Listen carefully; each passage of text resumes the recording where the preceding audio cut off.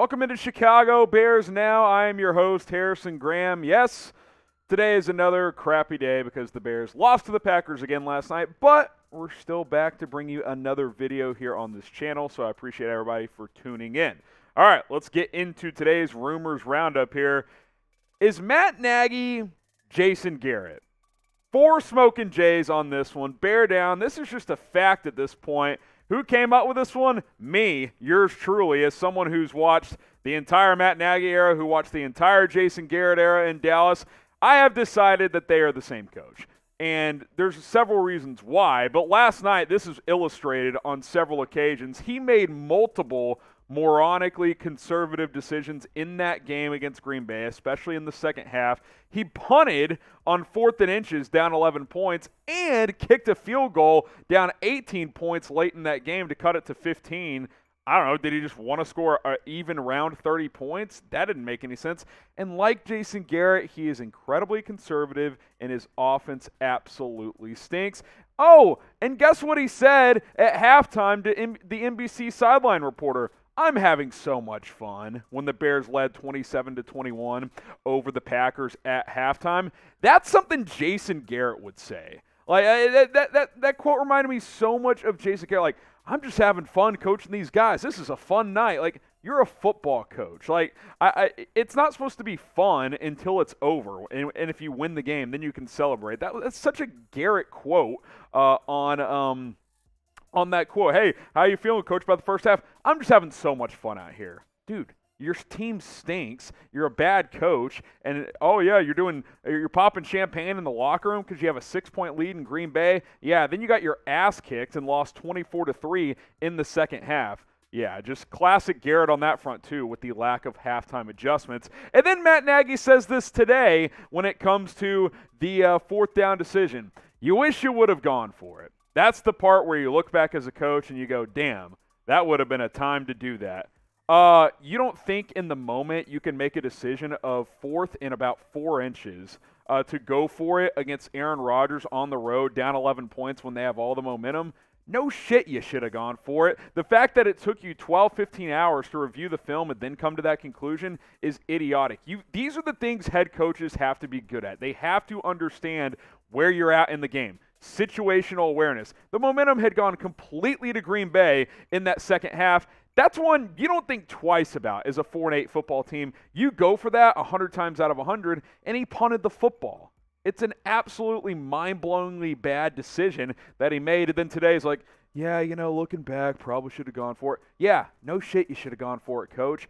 This is one of many reasons why you're going to get fired. By the way, that is something Jason Garrett would have done. He used to punt on 4th and short all the time when he was the Cowboys head coach. They're the same guy. The way they talk in press conferences, the way they coach, their situational awareness. Nagy, like Garrett, is a terrible challenger, by the way, when he challenges or what he thinks is a call that could be overturned. He hardly ever wins. That was a Jason Garrett special as well. They're the same guy. Matt Nagy and Jason Garrett are the same coach. That is what I've decided. They are the same guy. They're supposed to be these offensive geniuses, and they're not. It's just unreal how this is playing out over time. If you're as tired of Matt Nagy as I am, like the video. Trying to get over 1,000 likes on today's show.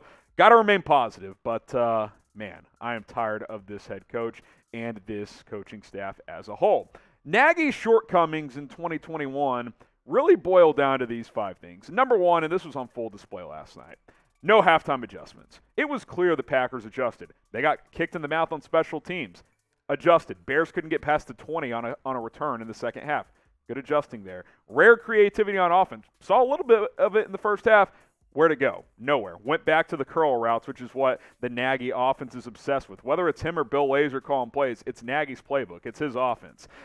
Didn't utilize speed until week 14. I tweeted this out at halftime last night. Shout out to Matt Nagy for waiting until week 14 that he has elite speed all over this roster.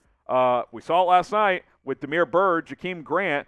Couldn't find Darnell Mooney last night, but they in the first half, the speed was utilized. And then the second half, back to the curl route offense, which, by the way, Jason Garrett special. He loves running 5-yard curl routes on 3rd and 7. And then really it circles back to this last point as well, back in training camp, the lack of reps with the first-team offense for Justin Fields. I think that really set this team back because Fields became the starter quickly in the season, and he really could have used those reps in camp to get chemistry with these number one receivers, or the starting receivers, I should say, Darnell Mooney, Allen Robinson, and some of these other guys. By the way, take Ryan Pace with you too. That's kind of where I'm at with all this. The point I'm trying to make, and I've been making for a while, is done with Matt Nagy, done with Ryan Pace. These two are not going to lead you to the promised land. It's just not going to happen. You've got to try something else if you're the Bears. George McCaskey, figure it out. Fire these two guys today. If you haven't, by the end of this video, fire them after you watch this video, because this is just not going to work with this regime. I don't care what kind of people you think Ryan Pace and Matt Nagy are. They aren't going to take you where you want to go. It's as simple as that. So who sucks more? And who knows what kind of comments I'll get on this one. Type MN for Matt Nagy. Type RP for Ryan Pace. Who do you hate more? Who sucks more? Who's the bigger problem? I think they're both terrible. But let me know what you guys think on this one, MN or RP. All right, let's keep it moving. Allen Robinson, he's checked out. Yeah, he's done. 4 smoking Jays. A-Rob's completely checked out. He's not interested. That was on display several times last night. His effort was piss poor on multiple occasions against the Packers. And by the way, this came after during the week he said he was going to return this week and said Lambeau Field is what you dream of, that type of environment when you're a kid. So that was a great quote from him, considering that's the Bears' biggest rival. I thought he didn't attack the ball on several throws. There was a curl route, where Fields threw the ball and it was tight coverage and he didn't come back for the ball and it almost got picked. I thought that was a lack of effort. There was a jump ball late in the game in the end zone where Fields gets clobbered as he throws it. The ball's slightly inside. No effort. And it's like, dude, you're a high point type of receiver, jump ball situation guy, and just no effort on that play. And then the glaring one, you guys have probably seen this clip on Twitter, quarterback draw for Justin Fields, where Fields gets loose, has room, and if A-Rob sets a block on the edge, Fields might score, and he just quits. He just doesn't block the guy and just trots out of bounds, and Fields has to go out of bounds for about a 15-yard gain instead of maybe a 40 or 50-yard touchdown. A-Rob's checked out. He's done. And look, I defended him for a while because I thought the Bears treated him like crap this offseason with how they handled his contract. But once you report to come play, because he didn't hold out, and I gave him credit for that, but once you show up and you're ready to go, you got to give it 100%. You can't half-ass it in this sport. Like, you're either in or you're out, and he's proven that he's out. Like, last night proved it for me. He has no interest in being in Chicago moving forward, and if I'm the Bears, I'm probably fine with that. I'm like, you know what? This isn't going to work out, so he'll be on a different team next year. At least that's what I believe. I mean, look at the numbers this year, guys.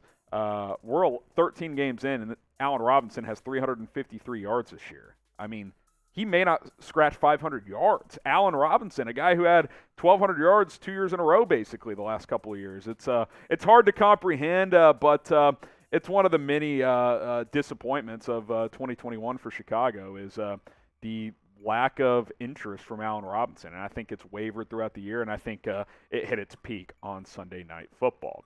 Do you want A-Rod back next year? Type Y for yes, type in for no. With the new regime, and if you got re-engaged, you could still talk me into it, but not for big money, man. I think the way he's handled his effort this year has been pretty lackluster, to be quite frank. So I'd probably lean no at this point in time, but type Y for yes or type in for no. Now, BetUS is our sportsbook partner here at Chicago Bears Now. And, hey, just bet against the Bears every week. You should make some money. Go to chatsports.com/Bears. Use our promo code BEARDOWN. It's all one word, BEARDOWN. Our free jersey giveaway deal is back. So if you haven't gotten going with BetUS, you new BetUS customers, this applies for you. Get signed up, chatsports.com/Bears, promo code BEARDOWN. Got to use our link, got to use our promo code.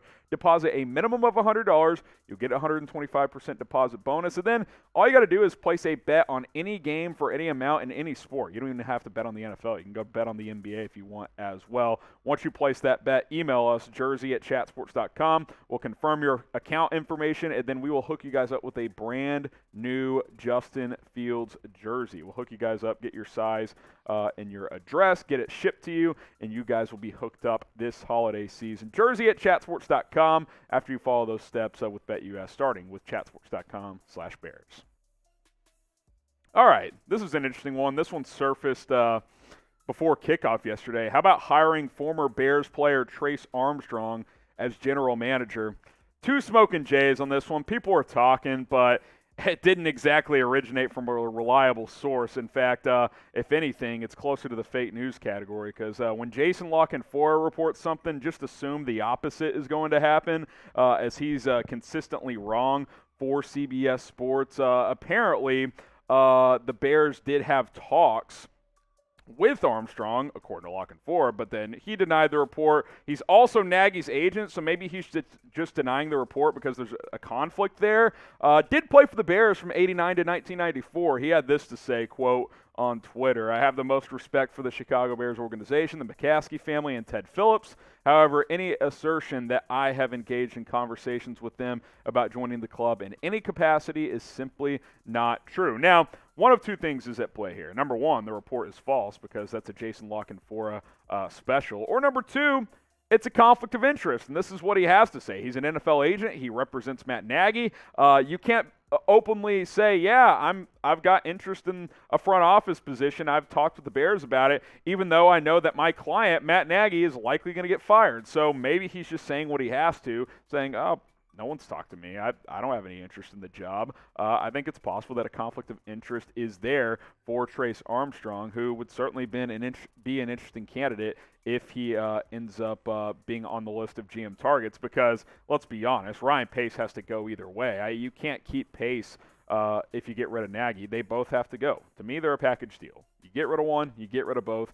I don't need to see Matt Nagy and Ryan Pace a part of this organization after this season. But it'll be interesting to see if anything materializes with Trace Armstrong, who currently, again, is an agent and serves as Matt Nagy's agent. Okay, fill in the blank for me. The Bears GM in 2022 will be blank. Maybe you think it's still going to be Ryan Pace. Maybe you think it's going to be someone else. That's the whole point of filling in the blank. Let me know who you think will be the GM next season. Help us reach 38,000 subscribers here on Chicago Bears Now. We are currently at 37,947. We're 50 and some change away.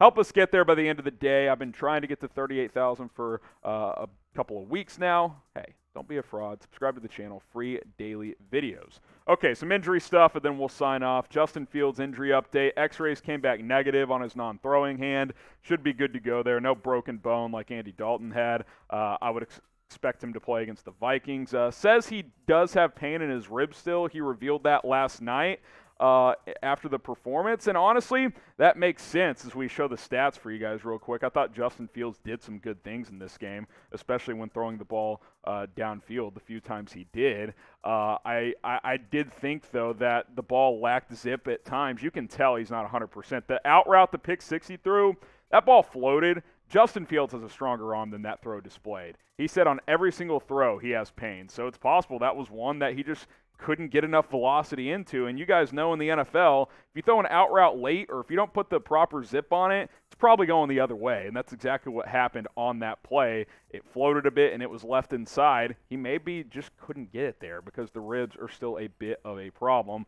He says he's about 90%, and that's probably right. He's probably 85 to 90%, but as long as there's no further risk of injury, then I'm absolutely down to see him playing. So I think he should be good against the Vikings a week from now on Monday Night Football. DeAndre Houston-Carson, he is out for the season. Broken arm that he suffered last night. So that secondary that's already thin takes another hit. So that's obviously not ideal whatsoever. Matt Nagy also said today that they will monitor Roquan Smith and Jason Peters' injuries. Of course, Tevin Jenkins stepped in at left tackle and did some good things, but had a lot of rookie mistakes, several penalties, which, you know, you'll live with those as long as he's getting those reps. Roquan leaving with that hamstring. He's kind of been dealing with a bit of a hammy issue there, so we'll see what their status is. The extra day off should help. Nagy did also mention as well, anything's on the table at offensive tackle if Peters can't go. Peters is still the starter, he says, if he's healthy, but if not, could go Jenkins at left, Borum at right. He said flipping them could be an option. I don't know how I'd feel about that. I don't want to mess up too much with the continuity, but we'll have to see what shakes out there. All right, a lot of information, a lot of news and rumors on today's show, and I also keep you guys updated on social media, especially Instagram. That's been my focus as of late. Give me a follow over there at HGramNFL. Always down to chop up some Bears football with you guys. DMs are flooded right now from the last couple of days. Got to catch up on those, but go ahead and slide in there, and I'm down to chop things up. Give me a day or two. I'll catch up on everything at HGramNFL, and plus, live show tomorrow here on the channel, so stay tuned for that.